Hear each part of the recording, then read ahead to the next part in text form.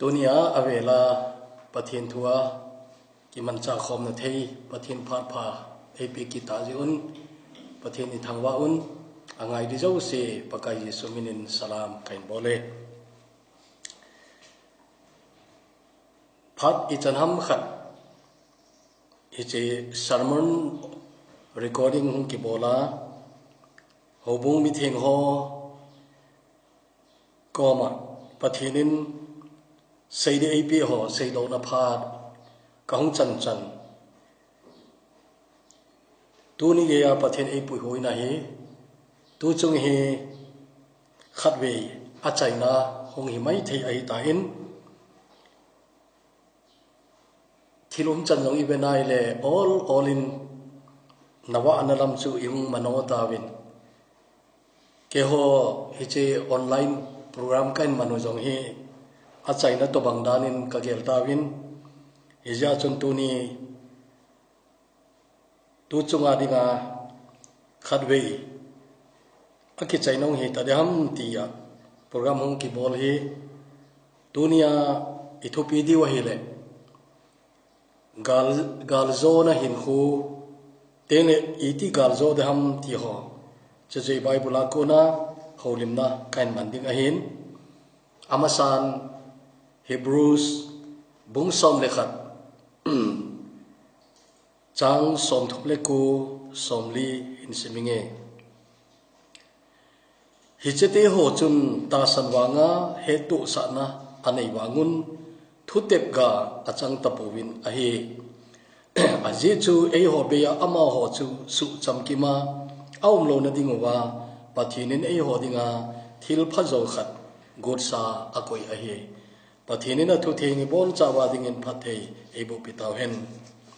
tauti wanom ka pau pathin ka ki pau e pakai leiseri boy le jong le ho khom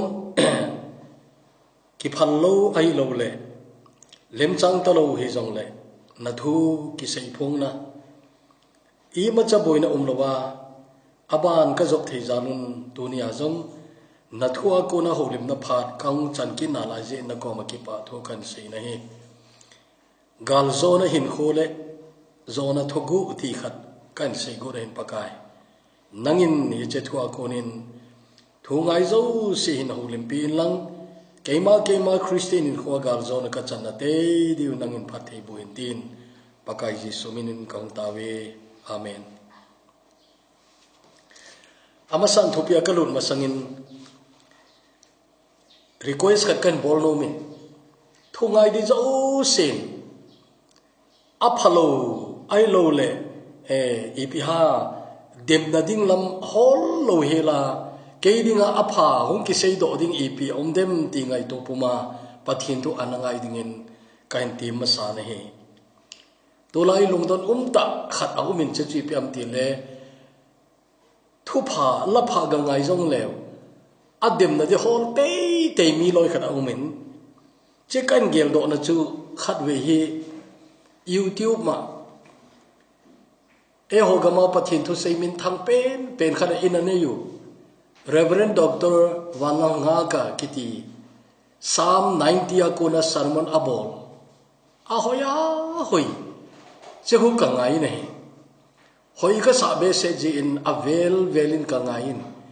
Teng ama sei cho hoye tia ga sei son thei di yong ai pon ama bowina sei thei hi in ka gelin chi ho an chu ka ngai zo wa chu na noi lang ka ga be nai le aki papi tam ta jing lai in dislike bol loi khat ana umun chu ka ga be nai le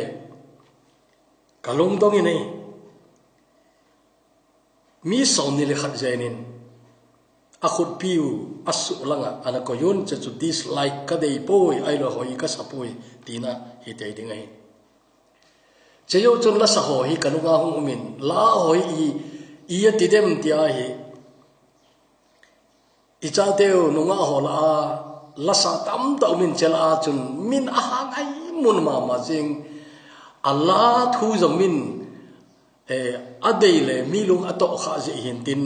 lun ngai neng to thang kitinun in sung mai cha la khat asa khu kaga vein hichela khu anangai zong viewer zong atam re jingtan alak nga kisimai tai tengle phasa zong atam ma zong like kiti ho tamatam sangi jaram auminai ai wangin chela achun dislike anabol thumle li ana zong le kadat mo ma dingai jinglain mi za thum to somni le kitnin dislike anabol nei cha kona anoi lama comment chum ichela keuhi lo che sermon keuhi lo dang kei thu seina jong ai lo le midang seina jong teng le la chum sa jong hiche like le dislike bo chu ban kan venai le cha chun hiche dislike bol hoi mitam tain adat mo ma thoi kei to bangin ti chu dinga hin hija chun cha comment na a comment na ko na khun hitin kan mel chi na hi mi khat chuni tin ain sayin dislike bol hoi ama ho ki kholo hen pathin sabse aki ko do diu ai bowe anati khat chun hitin sei kinin dislike bol hoi wa noi chamkim lona subulit ho ai we atin khat chun ai le mi to sa to ki to lo ho ai we atikinin chun khat chun ai le adona wai helo khat hi winte atina je chu che khut pi akale langa ki koi khu amininga helo ja minyo abol ji ti dan jo gabo lo jo te di na don awai helo ti mai yu tin chayong chu di tengle mi khare comment hi ka gin chat mong khat ain ke gel mai lovin ama gel long ain chu piam ti le koi ma apha zo lo ji a thang sen mana abol hi ti jong chayong chu thei tin ka king cha ji a adi de ila sathie mo them ta Allah jong dem na di lo a teng la asate o jong dem na di lo hi banga hoi ai wang so dislike bol tho au mu nei che choi le thang sen mana hi lo li pi ka dem ti ona te la ban ki nei le mi khanin hitin a sei ki nei pathin tu ngai ya dislike bol hoi satanic ho hingam oham ati jong om ki nei teng le mi khane sai ki chu hito bang mi hoi a na kam gama na lam na phuna mi hin kho sunum lo ai we anati ki ne nei ai pi chu yong ne tunin che ka sei do kha lo hil tu ne kan sei do a hin chewang ye athupi lom zu ai pun teng le che thua kan sei be lam nom chu la sa ho hi hen lang speaker ho hi jong lew kan til kho nom na chu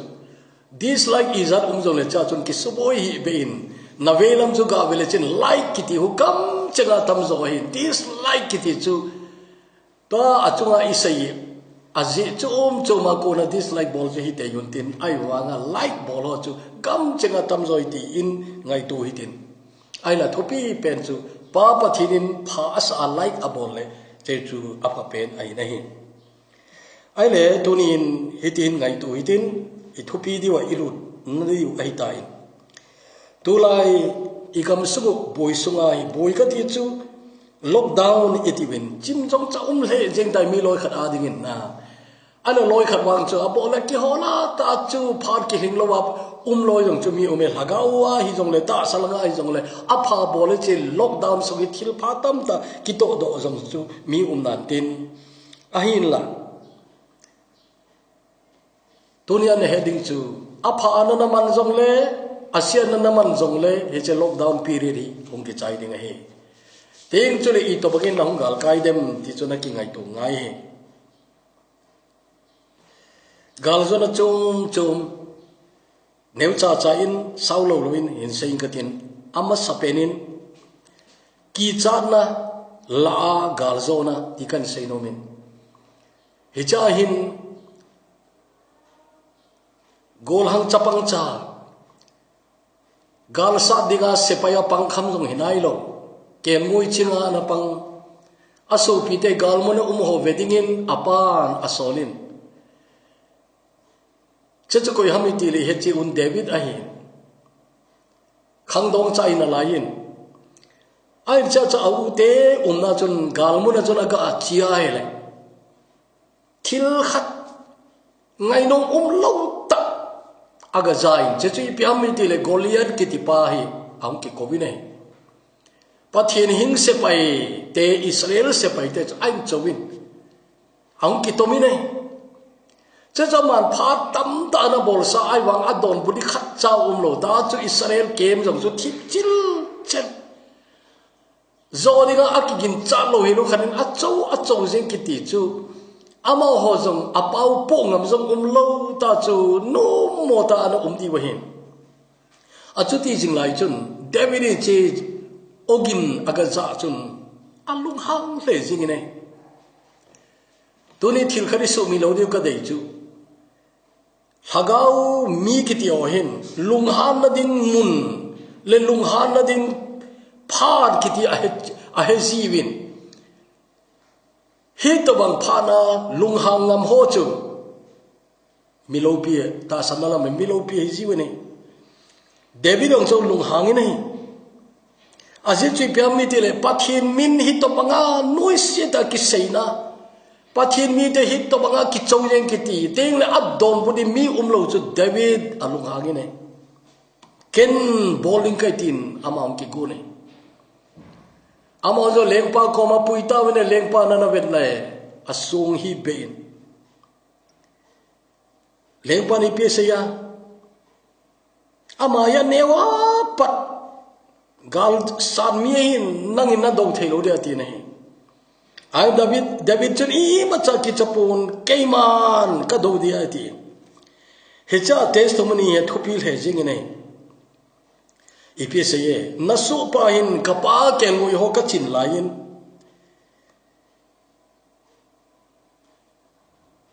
kp ba kai ho ai no sabom ho hong ji wi chi ho chu ka delin ka thap ji nei chi ho ka khuna ei pe pa pathin chun ei hu hing ding nei hi chi Philistine mi hat pa khuna ko nei hu hing de ati nei akon ta in athusi ma chom lama I het sawai na chom lama ta chum chai witin hichat David in a het chin ji pyame tile Israel se paiten avet te gole Goliath mi hat pa le million pa za movin David in ipmu am tele chen million pa chung lama pathen amu zir chun ki chan neu cha jum anei pu nei tuni ta san cha tele se ju igal zonao go gal zona dinga athugu a secret chu ipiham itiaile iki mai to piu melma ki chat umta chu I to ban ki chat hen lang I to bangin hanin lin jong le hi che sanga lin zo I pathen I mu lai se wa chun boina di I ma cha pui ti ingai to dio I de yu nei chu ngai to kham se dai ani na chun Pharlem chang holding Satan khuna kuna galzona che hoya kuna imuwam itia ele Joseph kiti ule nawin amu phalong namun ami den amu phalong namun achanga mi gama ga ai anje mi gama aga na chun mi su aga hikin na lain mi su kiti tele in nei te thu ai main aman thu nei na anei pon aman anok nok abol thi ai pon in nei te asol nau cha abol ngai in nei te ti bo abol ngai he to bang mi su na chun setana di a phatlem chang tamatam in su anei khai che chui pyami ti le Potiphar kiti Pharaoh Vega pang tu lai ti dan le SPG kiti ho hi ta special protection group he cha chu a officer khat ane ji jong hoi ta ane hi te in tin ala cha jong nei nai lo hi le kilome Potiphar in nei pi pha tam zo chu ai nei pu lo lung hel ta achanga zal khun zan se zon jing pha tam ta chu apasal angai na alum thim sau ta gel jing hidinga hi ai chu ti jing lai chun ai nei pu sang a jong hoi zo hi mai thei e che go lang til vet le la lai ta Joseph kiti mi hoi pa I Bible a hoi phata ke record ain vet nom uma hoye kitin alai he adong la hoi amel la hoi hi to bang mi chu agu thimin aso pau hi anavel hi jengina hi avet na zo sia chun zon lung pu pu ma vet chung ki panai ta ja chun avet na zong hi alung thim chu an na nen ni ngai ta in he de chun zo se bi thil tam ta sol na hoi ama chunga abol yung tam ta solin ka ging chai nei Joseph yung su ahin na chun abol lo thelu izalam chu te din kin chan umine ahin la sol lo chun apinu hin lupi dingin azol ta nei mi su khat adinga chu kapina tila e maye ken ka zo lai lowa ama nei zo le ya e jong ko la khat hiya nu mei deina kinei thota ama la hoi kin na lai ati thei abaya bai a khat nu zo i het sawen nunga la ai ta pun mizi ai ta ja chu nu mei khat za cha na kiti chu ta lo dinga hi in he chun chi khat nu azol na hin hello Joseph azol na chi khat nun a chan di zo se chun na ga he thi we velel dingin Joseph adinga chun heb na sang ta hi a hi na ding lampi cho he mama dinga hi teng la azol hi he diu chu khat ve ya bo azol hi pun avel I Bible phata su ai anisim in azol ki ti chona amal Joseph in chi bai ta kiti mai he ha sa ta zo zo hele kilong poi bai ta zo he cho yet ti le che bai ta en zo ham ama zong chu hu de a num zong num ma jeng ta ai wanga la ta chu ata la bol do ngam lo kiti zong hi lo we aman chu a he jeng ngai tuni su mi lo di chu Joseph in mi so ina a bol ding a ki henin ai wain pathin mi ina a bol lo ding ki henin nei he chu tuni ta san cha te adinga galzo na iti na galzo na hin kho ti athugu ipiham itile nagam gi ki henin na boundary ki henin pathin cha khan nei le na chelo na ding au umin na bol lo ding au min he Joseph chun as a servant so ai na chun abol ling a ki hen nai ai wa nga numeinu to lup khom ding ki ti chu so hi na a duty ai pu ne apiru i to bai zol zong le aman ka bol ding hi poi ti ki hen nei hi chuna dong bu na chi piam apinu ko ma betange hi che in sungai kapun thil dang I macha amana hen jong talo kei khuna abona akoi tai nang na hi le ai nei pi nei ati nei chewa sei khu iti hi to bang thil se kapathen dona ka bol dam ati nei English version how can I do this wicked thing against my God ati nei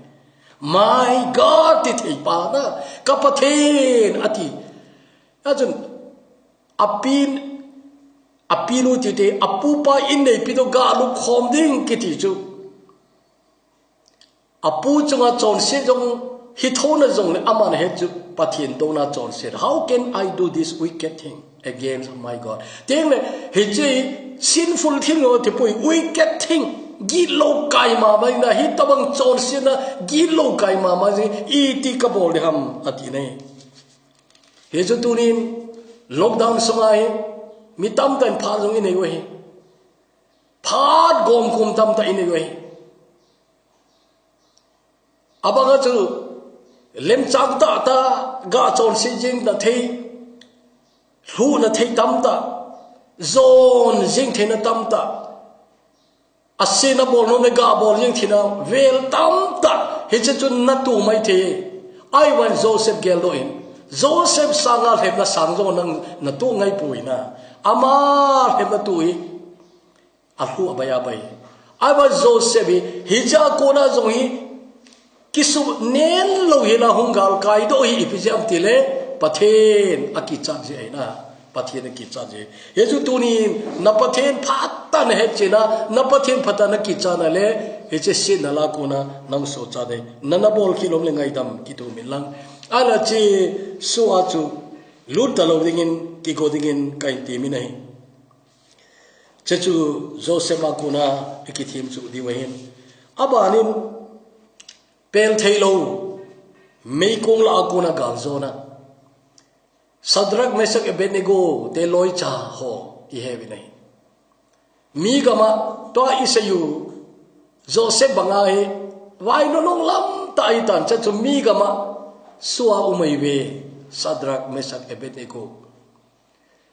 ama ho hemna tu cha chu mai tai nu mei chunga hemna ai puin Joseph a to bang ai puin ama ho hemna tu chi piam tele milim anga ga kunding ti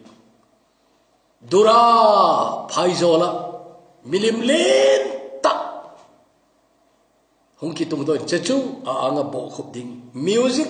chat chat hong ki ha teng le teng chole bo khop ding a he leng pa aga anil jeng he ngai to te Nebuchadnezzar at lo pi mai zen to ai wangin anilo ne hi banga leng lo pi ta milinga chu aneu dan dan le chu so hi kin na ai chu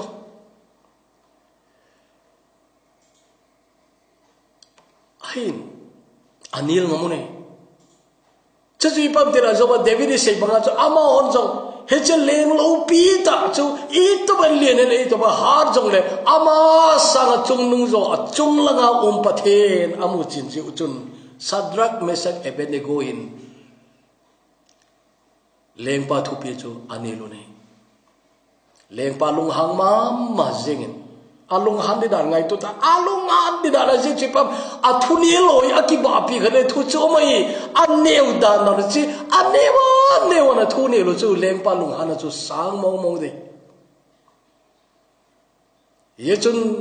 tampi se yo ngai ta pui mei kong la le lu di ngai ta bani ain che golang loi cha thu mon leng pa ko ma se chi piam ka pathinun ei hu ing thei na ei hu ing lo ding zong le na pathin na milim pathin chu ka ho lo de ti nei tu ne cha email chi diu chu ei hu ing thei ti ta sa na phun do na lo pi ta hin hi che sang lo pi zo na lai chu ei hu ing di lo zong le kun lo di kai be ti chu na che chi pi ha thi chana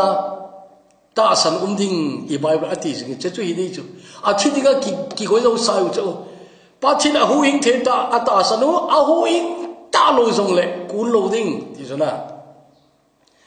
hi je chun leng pa lung hang ta chun mei kong chu ale sagya su sadingin thua pen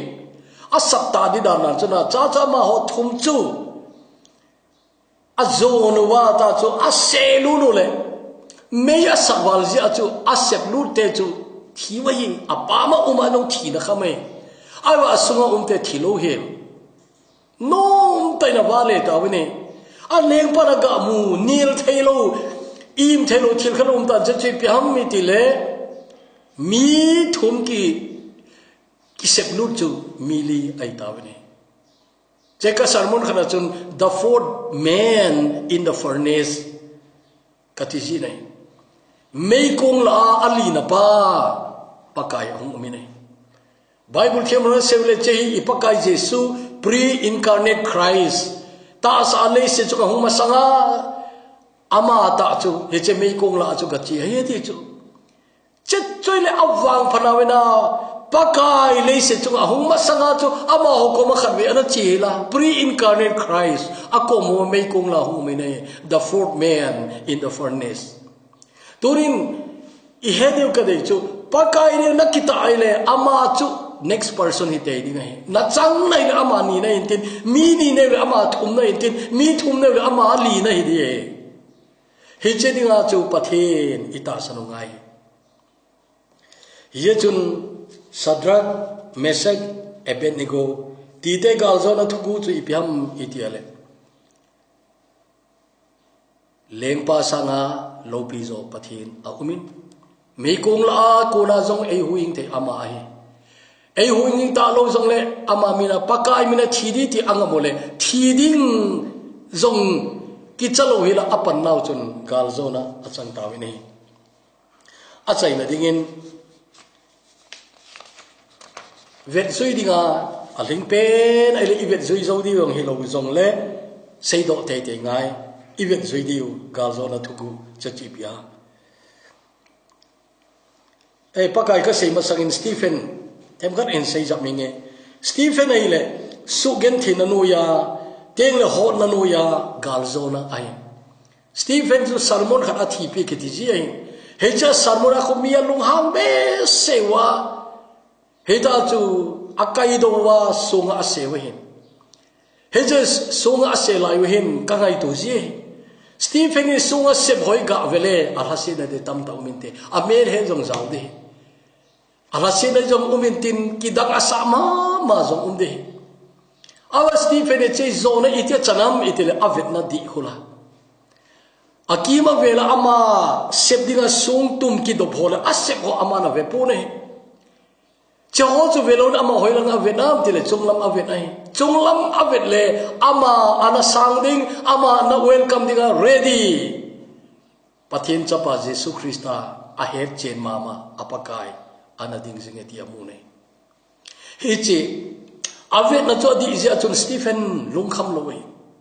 izia char thiri kon chana chun mai hai seli ki pata na thire tuni supite nangzong na Christian ko kita ta no mai le na Christian ko in sunga ki sena na thu tho tho de na thu ji de min na hot na sunga na ki se mai thi sei si na sungong na ki sena pang mai thi ai lo wai le nui sat na sung jong hung leng di ngai nui sin na sung jong hung leng di kisu min sin ko na sung jong hung leng di ngai na hi lo na na seiwa ta chu certain character assassination ati to banga nang ma min I ma cha again lo na dinga nang su min sin ko ho jong hung de he che sung o chu na thu di umai ai wanga Stephen banga nang in na vet na di na ke na le na zo di ngai achai na ding ipakai sei tautin ipakai si sui even ai le dunia ipakai tabang chu I zo lo di chu he sai ai wa thil khat isu mi lo di ka de ji in ipakai thoda chai na kan sei nu mi nei ama sapenin ama hi eon I thu chu kilo mongai aye chu chon sia ping I win lei se chu pathin sabsin na mun aye cha chung ping ai eon chu thu ding tin cheng I thu jong kilo me ai wa pathin chapa chon sin na nei lo pa lei se chu e ho sang gam chenga thu gen the na ma hung ping nei a hung pin Bethlehem chu veleu chin mi vai cha zo se sanga gen the zo in gan an ki pi na kunga ahung ki selin hampa keu sin se chunga chun pon khat mai mai hong ki pha cha chung ki selong I khanin te nang lup na hong pe na lup na mun sanga chu ama lup na chu nim zoi gan an ko nga hong ki selai au selen in sung velel chun Joseph carpenter pa tola ju carpenter etiter chu millionaire ita na je chu company lien ta bolo ita ama khanga carpenter e ho la ju thonan tin nisia ane kom di ki hol thu carpenter iti ho he chu di ama khanga chu workshop lin ta company dana achirio ginchar pon cha Joseph daily wage earner na nisia akilo akuna ai su awai mai te he che in sunga chu Joseph kiti kum som thu ma pha chana chu he che Joseph in sung ti a in sunga an nei ai ama khanga jo le se chu mi hau ta tam ta umbe ta Jerusalem jo mi hau tam ta umbe ta Nazareth wa chu khoneu china hau pen pa jo chu lo pi be set pontin an che khoneu cha khwa chu carpenter pa in sunga chu Joseph hung sei ri nei tengle a ministry kum thumo chu na benai le lungap na ni nei lo pathin chapa ki te na lungap na ni nei lo sial ten ko ne yun vachahon buan ayun mihim chapan wa lungam ade anei poiti a heta chu itinerant preacher mun khana kona mun khana chele ata chu pathin lengam thupa hang sapia adam lo ana asa sudama ta chu in khona mangai cho achom lamin ga da la tautin ket samani ga lung taute ket simani gelte mo a ursa thi sana hung lungai ulsa thi sana longjing kiti doctor hon tu nai cha chun hoi ta stadia bolole chei thil thei mo ngai mem ka de cha alung don patient che din mun chu hlung thei hin che chu medical term chun amin di yong akoyul che chu ipiham itele hematohidrosis ativene che chu ipiham hematohidrosis ti chu mi alung kham patient phale hita chu a ulsai thi san lung do thei ti aiwa ipakai ta lo to bang cha om lam yo ke pun ala ipakan chei ana thu ai longdong besia a ulsala thi sanong ki helahi ipakai su melodi chu ke o bible zilho e hilda no chun 100% human 100% divine tinai zakat la zakat pathina hin zakat la zakat mihe mai kiti chu 50% ai pune zakat la zakat gel ai mi mai na jong chamkim pathina ina jong chamkim apathini na jong chamkim hijing ai ba ami hemi na chamkim chiji pam tele nang le kei to banga gil thei nak thu thei anat he phase na je jong he ki pa je jong he ai ni pakai chuji lo le he cha 100% human he lo le a thu no zo se ju drama mai lo da how ki bol thu mai lo da ai wa nang to bang kei to ba nat he the 100% ai ja chu get simani alung don jong chun beta athu na de ngai to le a he sa hu jo pakai athu na he sa hu chu ai la 100% human ai na mihem chamki mai na chun athu de ngai to le lunglen na chu ani nai alung kim dan da ta cha ul sala thi sanong ke lewa he ta chu kai chu na ta chu hung tawe alung don da na chu van ti lo hunga ama aung til kho ki ti lom chan jong ge cheyo cha man tawin jan khowain thu tan na mun chom cha puile win achai chanen pilat anga vo na khuja pia thuin a fi ma even wang mo hu lew chen the passion of the Christ pakai Jesu hong tho alim hong tho pa khu a pien tha loi nei a testimony na za jingoi he che ki vo na ko na khu che actor pai pien tha lo cho ni na nga cho nominal Catholic Christian mai cho hoi na ke het chet le pien tha thio nei lo cho ai wa cha khu pakai na ma da thu na cho an het chin cho thing pen aput jong kho ki asa wala thing pen abdel la ta chu hong pen khu che hom na sakta ta lel ta dong pen go ite ai wanga cho director pa ki pa da na cha tho the me ati cho a thoi lo cho che khu a pen do ta dai cho na director pa ki phalam lewa fi mi complete lom jong cho angai pui na lel wala le inga da ma tin ai wan aman pakai thu na cho hoi ta man experience of anei cho ki pai de cha chalil sa film cha chai ti cho heu cho cha manung pin tha lo cho la ni da ga actor min thang be se jong ai pui ai wanga che fi ma ko na chu mi zo se he da ngi ta nei ka se no chi pam he cha thu na ko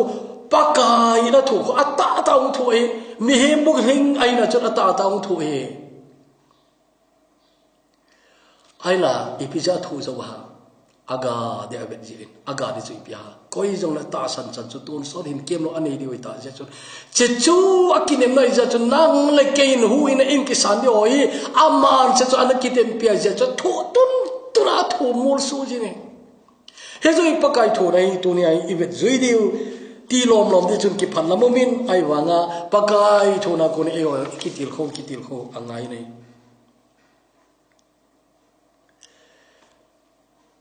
kharkan chok kan khain get simani chun hepa ai thele chi khoni dom e chun na chun mang alo chun gamla tan na ati awa chu setan ki pa de ai wanga pakai gal zo na chipia ahin la ke thu hilowin nang thu hi hen ti nei chai hon zo event zui diu khat umin ka he nei ei hon zo pakai mi nei thu tam tai na o che ki thu lo zo le itiu tam ta cha na ai wanga pakai lo pi nei paule i thu ni pakai na thu hi hi che ka thu anang ma lo pi na nei le na thu yen iti diu hi nang ma thu yen na iti diu hi midam ta adinga nain kho chu man lo zo le phachum zo na ki man cha ne chun pakai na thu ri a phalai le he che thu na chu welcome bolen tunin thing pel chu pakai ki khai kang lai chun a chu nau chu don pot di chai ho ki le I don bun ma di we midang bon hu hing si lo am ki hu hing hen ati khulana abol thelo ding hila bol thei ma ding he chu bol ga achowa abol lo hel khu agal zo na hi nei chaun ayo lang ki thim chu te na don but jeng ding na nop tun don bu lo wa phazo ho chu don but da in na thim na thu ga seyat nang di nei jong le pakai lo pin ni pole a thim mo zo ding a zong ki gon ka ti che chu nen zo ting le pakai man cha the nang i ta ding ai ye chun a chaina chom jaka ga seinom chu min na sei si lain pakai a sei si naw ngai to in lang min nang namu si lain pakai minamu sit ke wilo amma ya achil aset khumu gelo in lang min nabol sena napuna lain pakai abol naw chu gelo in ama ho sinaw chu ngai to in lang chila set khumu chu ngai to in lang tele min nang na pho ai le ama za aki pho mai poi ki voi tengle thi kila kikil de nahi cross ain thu mol soi nai hije chun choi ta vet zuya panala hele galzo na nang na chan dingai hije galzo na chu kipa ta na chan the na dingin na pakai jesu vet zui ya na nei ding kan te min chutile leise chungai nagal zona nang zo ki pa ta che gal zona chuto pakai kom na zo dingai wan khopi hi gal zo te ki pa na khopi hi dingai gal zo lo wa ichi diu hilobin gal zo min cheute ye chun hebrai kang sim na chu nanangai to dikadi nei ei ho panglo wa cha chi ma so chu hing lo wai je chun ei ho e na nga u nei wan khopi ti chu